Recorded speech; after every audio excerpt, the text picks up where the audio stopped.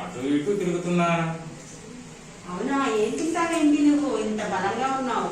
నేను తినేదేంటి?